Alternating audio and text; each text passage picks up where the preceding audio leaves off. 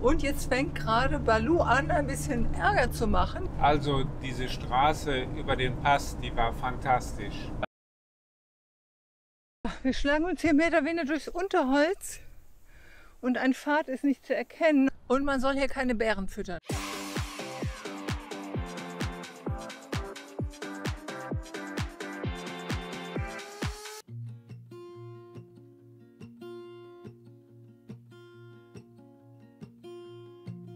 There's a lot of colors, I don't know where to go. See a lot of colors, only feeling blue. There's a lot of colors. Guten Morgen! Herzlich willkommen zum neuen Video. Ja, wir sind hier bei bestem Wetter am Anfang der Transalpina. Und zwar in der Nähe des Ortes Novaci. Sind wir gestern Abend schon hier hingefahren, damit wir einen guten Startpunkt haben und nicht noch eine Stunde von Tagoju hier raufjöckeln müssen. Wir sind hier immer nicht so früh. Und das Wetter sieht im Moment fantastisch aus. Ja, tatsächlich. Ne? Und wir sind jetzt bereit, über die Transalpina zu fahren. Ja, let's go! Don't rely on others to get you through the maze. The dreams are not the same for me. Standing by. Die Transalpina führt uns gleich durch die transsilvanischen Alpen, führt uns auf eine Höhe von 2150 Meter ungefähr und ist 148 Kilometer lang, hat unzählige Kurven, ja, und die wollen wir jetzt unter die Räder nehmen. While you're on the open sea, cannot take this anymore.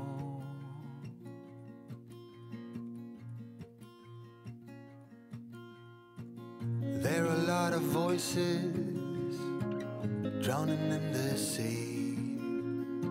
There's too many voices talking back at me. Wir fahren die Transalpina jetzt an einem Sonntag, was jetzt eigentlich nicht so optimal ist. Aber wir haben ja schon die ganze Woche jetzt in der Walachei rumgehangen und darauf gewartet, dass hier gescheites Wetter ist. Weil man will natürlich nicht hier, wenn alles mit Wolken zu ist, fahren. Dann sieht man ja nichts. Und jetzt ist heute wirklich den ersten Tag vernünftiges Wetter und deswegen haben wir gesagt, wir fahren jetzt, egal, wenn jetzt auch ein bisschen mehr Verkehr ist als vielleicht unter der Woche. Das muss man dann eben in Kauf nehmen. There are a lot of choices waiting to be made. Too many choices making me afraid. Dreams are not the same for me. Standing by the shore while you're on the open sea. Cannot take this. Wir haben jetzt gerade ein Schild gesehen, dass wir es jetzt auf 1500 Meter geschafft haben. Und jetzt fängt gerade Baloo an, ein bisschen Ärger zu machen. Hier piept dauernd was und Kontrollleuchte geht an, Motor überprüfen lassen, AdBlue-System überprüfen lassen.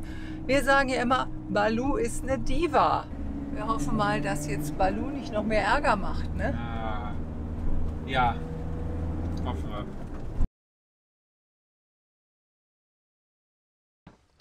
So, wir haben jetzt doch lieber mal angehalten und wollen mal gucken, ob wir da mit dieser Fehlermeldung was rauskriegen wollen, weil wir uns überlegt haben, hier sind wir jetzt noch in einem Ort und nicht, dass wir irgendwo mitten auf dem Pass nachher hängen bleiben und der nicht mehr startet. Ja, und ich habe hier das OBD-Gerät, das wird halt die Verbindung zu einem Bluetooth aufbauen oder zur Wi-Fi und damit kann ich einen Fehler auslesen. Da wollen wir mal gucken, ob wir den vielleicht nicht löschen können.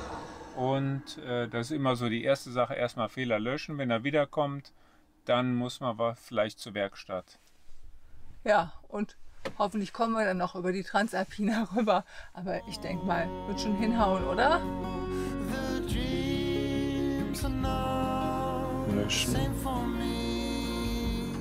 So, dann setzen wir jetzt mal die Fahrt fort und hoffen, dass es jetzt auch dabei bleibt. Jetzt kommt erstmal zumindest kein Fehlercode beim Anlassen, das ist doch schon mal was.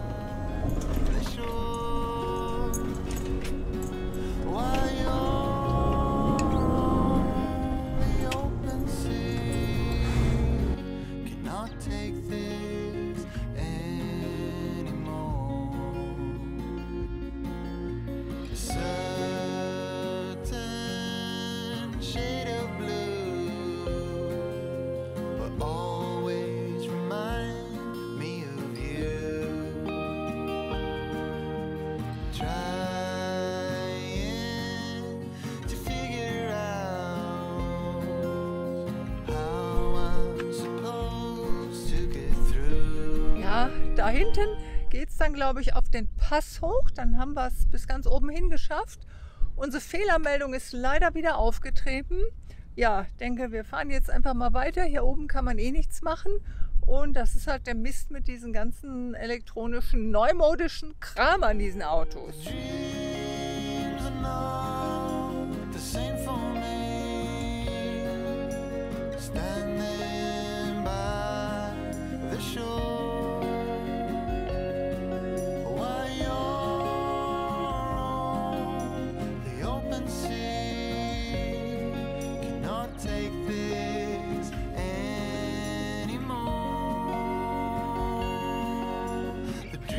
Wir sind jetzt, glaube ich, fast ganz oben. So richtig auf Google Maps ist halt nicht eingezeichnet, wo der Pass ist. Nach der Straßenkarte kann es eigentlich nicht mehr so weit sein. Ihr seht, es ist ordentlich Verkehr, es fahren viele Autos und an den Aussichtspunkten, da stehen auch immer so einige. Hier haben wir jetzt eine Stelle zum Anhalten gefunden, wo nicht so viel Platz ist, wo wir alleine stehen. Aber ist das nicht eine fantastische Landschaft? Und was haben wir für ein tolles Wetter? Wir vergessen jetzt einfach mal, dass dauernd die Motorkontrollleuchte piept und genießen die Fahrt so gut es geht.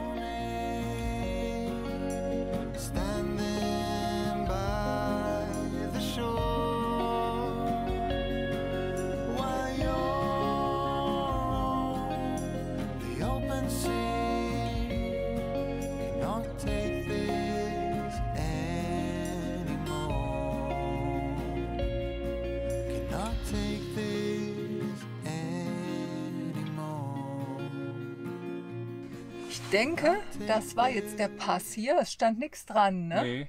Aber es waren jede Menge Fressbuden und sonst was. Und Markus wollte da nicht halten, weil da so viele Leute sind. Zu viele Leute, ja. Deswegen haben wir jetzt kurz hinter dem Pass mal angehalten, um mal hier über die Berge zu gucken. Und ja, dann mal gucken. Also der ist jetzt erst, glaube ich, auf ein Drittel höchstens der Strecke. Also das meiste Stück haben wir jetzt noch vor uns, bis wir drüben in Alba Iulia sind. Und wir halten ja alle Nase lang, weil es so schön ist hier, ne? Ja, vielleicht übernachten wir ja hier auch noch. Genau. Gucken wir mal.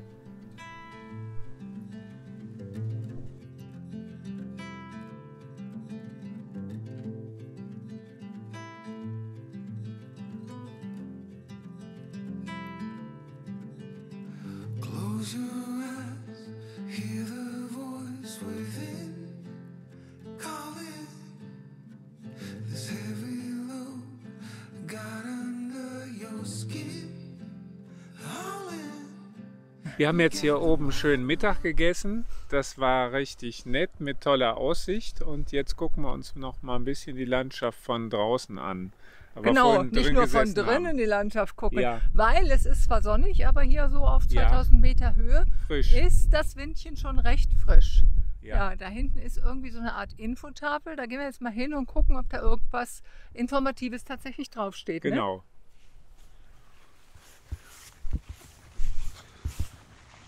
Und Vorsicht, Kuhfladen! Die Schafe sind weg, ne, da oben. Ja, eben war noch eine ganze Schafherde hier. Hier hinter uns seht ihr die schöne Transalpina, die Straße. Ich finde die wirklich wunderschön. Vor allen Dingen hier oben sind diese Begrenzungsstriche auch gelb. Und das gefällt dem Markus ganz besonders gut. Ja, tut es. Sieht schöner aus als weiß. Warum auch immer. Warum auch immer, ja. Ja, wir haben noch ein ganzes Stück vor uns weil so der erste Teil von Süden, ich glaube, man ist relativ schnell auf der Höhe und es dauert dann aber relativ lange, bis man auf der anderen Seite dann da ankommt. Und ich denke, jetzt machen wir uns mal wieder auf den Weg. Ja, genau. Wir gucken mal, ob wir bis Alba Iulia fahren oder ob wir unterwegs uns noch ein Plätzchen suchen, wo wir noch mal eine Nacht bleiben. Und man soll hier keine Bären füttern, steht da. Keeping your feelings bottled up inside, heading for collision in the night. To really live, you gotta die. Breathe in, breathe out. Hey, come alive. Breathe in, breathe out. Look at the colors, colors, colors.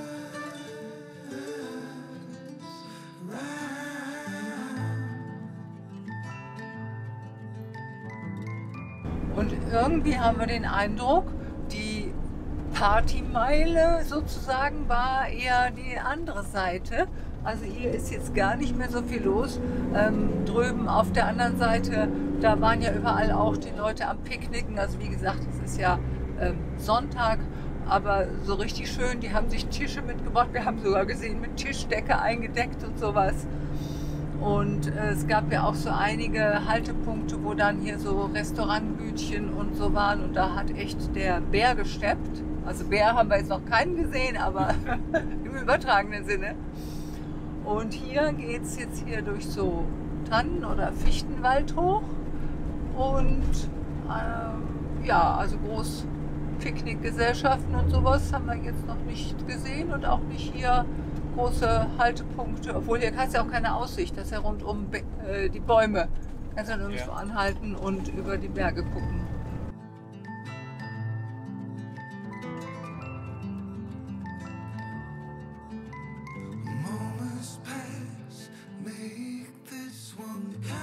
Das ist ein Fuchs. Tatsächlich, ein Fuchs.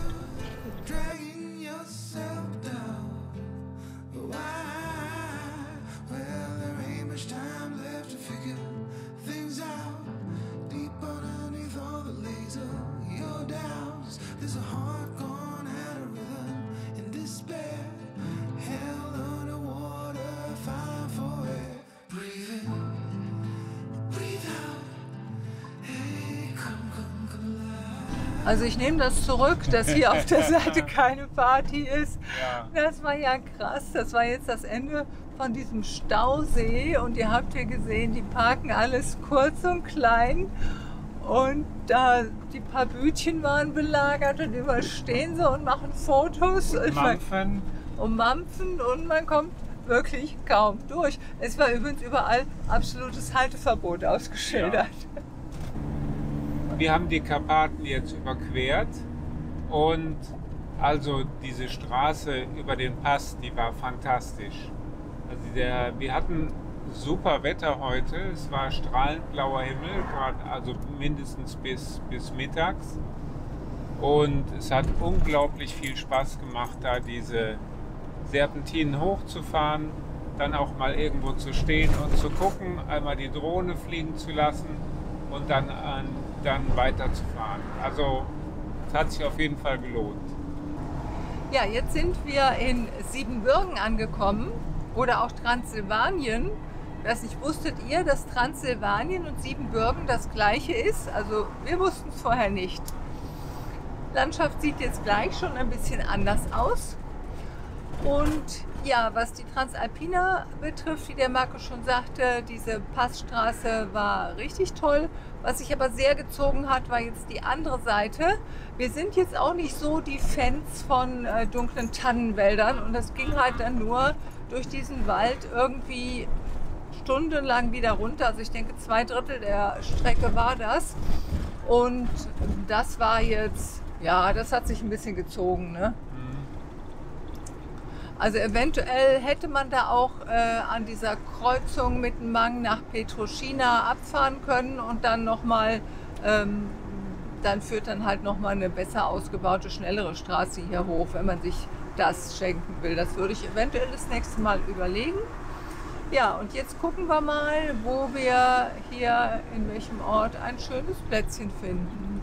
Als wir dann von der Transalpina runter waren, haben wir nochmal mit dem OBD den Fehler gelöscht und seitdem ist er auch nicht mehr aufgetreten. Wir führen den Fehler darauf zurück, dass Baloo irgendwie in der Höhe ein Problem hat. Vielleicht hat er Höhenkrankheit oder sonst irgendwas.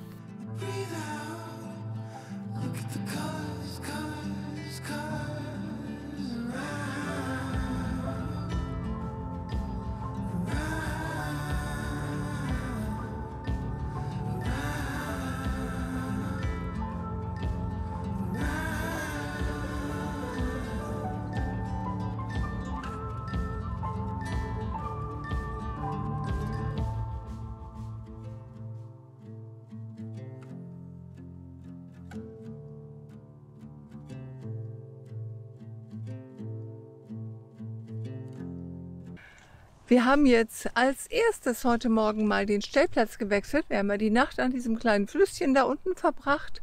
War auch schön und ruhig. Aber hier oben gibt es diese roten Felsen. Und die wollen wir uns heute näher angucken. Und da haben wir gedacht, wir fahren direkt mal vorm Frühstück hin, ehe wir den Vormittag da unten komplett vertrödelt haben. Und schauen uns hier ein bisschen um. Und dann gibt es gleich erstmal Frühstück.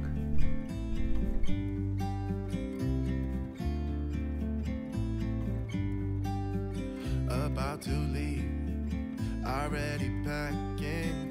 Come with me, I'm not really asking. We'll get away. Endlich wollen wir wieder wandern gehen. Nachdem wir gestern den ganzen Tag im Auto gesessen haben auf der Transalpina, wollen wir uns heute mal ein bisschen bewegen und wir gehen jetzt mal eine Runde hier um diese roten Felsen. Die sehen doch ziemlich geil aus, oder? Ja.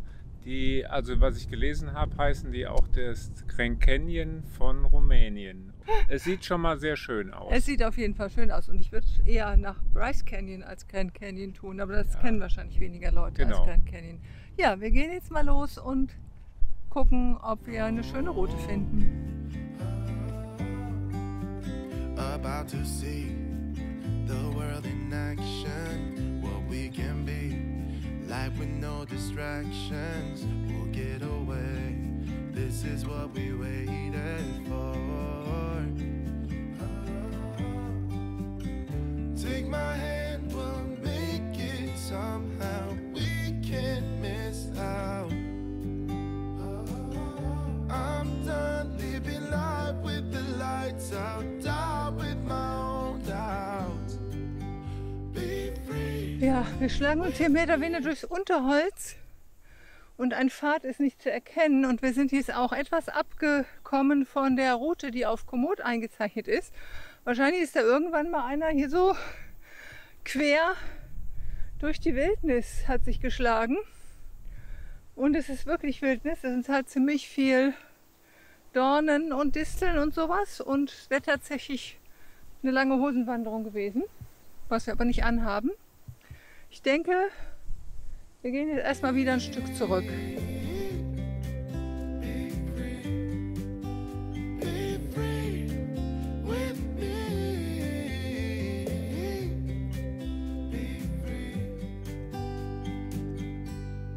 Jetzt haben wir hier einen kleinen Pfad gefunden, der tatsächlich nach Weg aussieht. Und dem folgen wir jetzt mal und mal gucken, ob wir da oben an den Felsen ankommen werden. A classic cliche, we're on the run. This is what we waited for.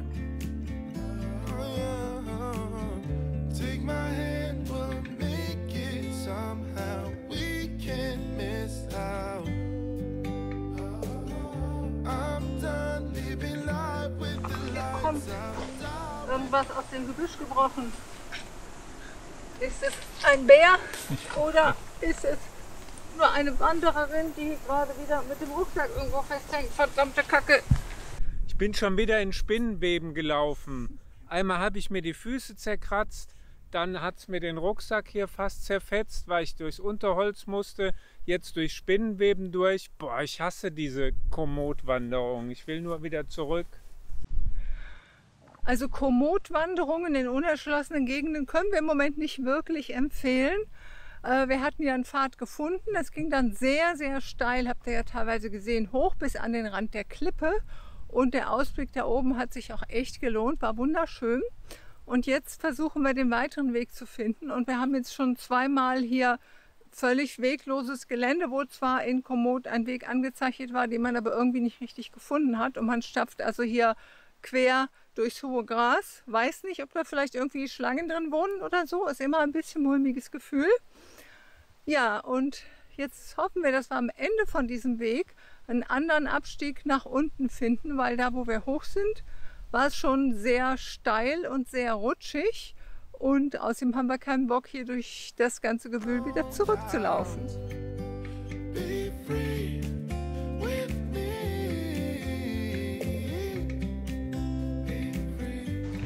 Wir sind jetzt da angekommen, wo dieser eigentliche Weg da die Spitzkehre macht und wieder irgendwo ins Dickicht führt. Und hier scheint tatsächlich ein Pfad runterzuführen. Und dem werden wir uns jetzt anvertrauen und da mal unser Glück versuchen.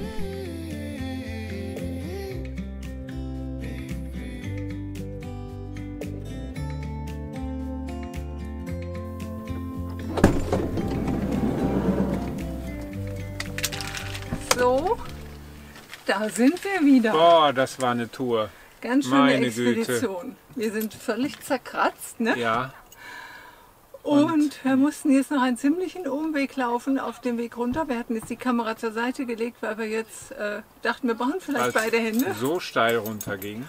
Und außerdem wollten wir euch nicht antun, unser Gezicke zu hören, wenn wir uns über den Weg nicht einig sind. Ja, jetzt sind wir zurück. Ich denke, jetzt erstmal ein bisschen chillen und was futtern. Ne? Umziehen und was essen. Ich bin klatschnass geschwitzt. Ja.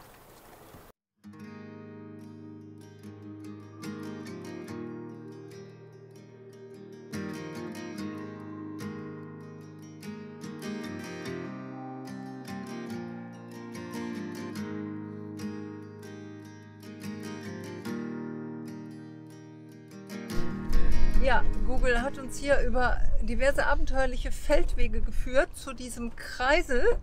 Aber wo wir jetzt gerade auskamen, ist alles mit Zäunen abgesperrt. Da kommen wir nicht durch. Jetzt gucken wir nochmal, ob es hier eine andere Möglichkeit gibt oder ob wir den ganzen Weg wieder zurückschaukeln müssen. Ne? So, jetzt haben wir anscheinend doch den richtigen Abzweig gefunden. Da vorne ist der Kreisel in Sicht. Und heute ist nämlich großer Erledigungstag. Wir müssen Wasser tanken, wir müssen einkaufen, wir wollen Wäsche waschen und vermutlich geht da der größte Teil des Tages bei drauf. Ne?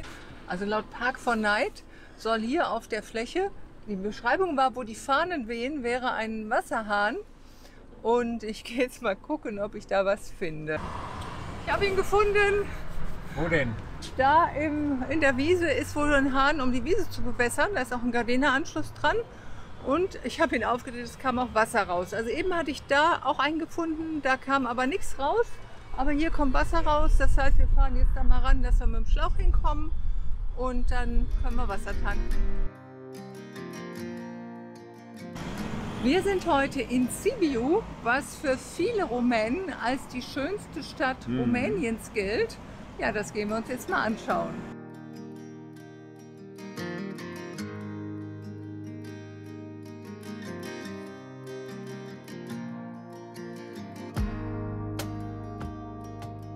Als erstes haben wir hier einen riesigen Markt entdeckt mit richtig tollen Früchten, Gemüsen, Honig, ich weiß nicht was alles. Ja, ganz toll. Und wir waren gerade einkaufen und haben Gemüse und Obst und sowas geholt. Ganz normal im Supermarkt. Wenn wir das gewusst hätten, hätten wir uns das für hier aufgehoben.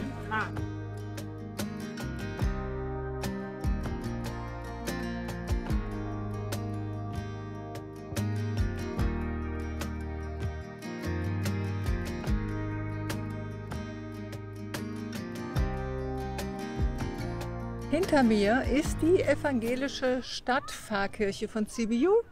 Die Kirche ist von Ende des 15., Anfang des 16. Jahrhunderts, ist berühmt innen für ein Fresko im Chorraum, das eine riesige Kreuzigungsszene zeigt.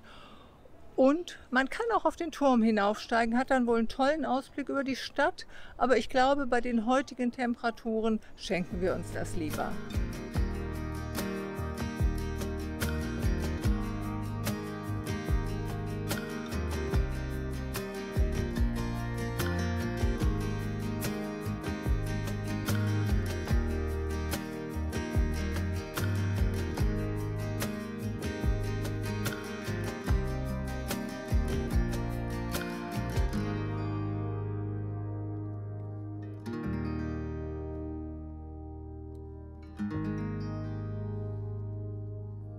Jetzt hier auf der Piazza Mare, eigentlich einer der schönsten Plätze von Sibio, der leider dieses Wochenende von irgend so einer dämlichen Motorsportveranstaltung belegt ist.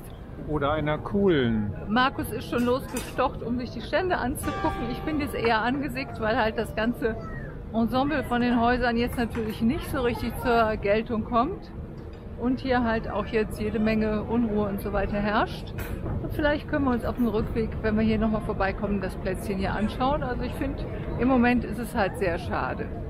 Ach, und habt ihr das auch, solche kleinen Differenzen mit eurem Partner, dass der eine was total gut findet und der andere das völlig bescheuert? Schreibt uns gerne in die Kommentare. Ja, und noch was ganz Wichtiges haben wir jetzt, oder habe ich jetzt hier erledigt. Ich habe mir ja, als ich mich auf Euböa auf die Klappe gelegt habe, ziemlich die Brille zerkratzt. Also das Glas ist ziemlich hin. Was da passiert ist, das könnt ihr noch mal in diesem Video nachschauen. Ja, und jetzt sind wir hier in Sibio mal in einen Optikerladen gegangen und ich lasse mir jetzt hier neue Brillengläser machen. Der war sehr nett, der Mensch da, ne? Muss man wirklich sagen. Wird ungefähr eine Woche dauern und wir fahren von hier aus ja jetzt erstmal nach Bukarest. Und auf dem Rückweg werden wir dann hier wieder vorbeikommen und dann hoffentlich die fertigen Gläser abholen können.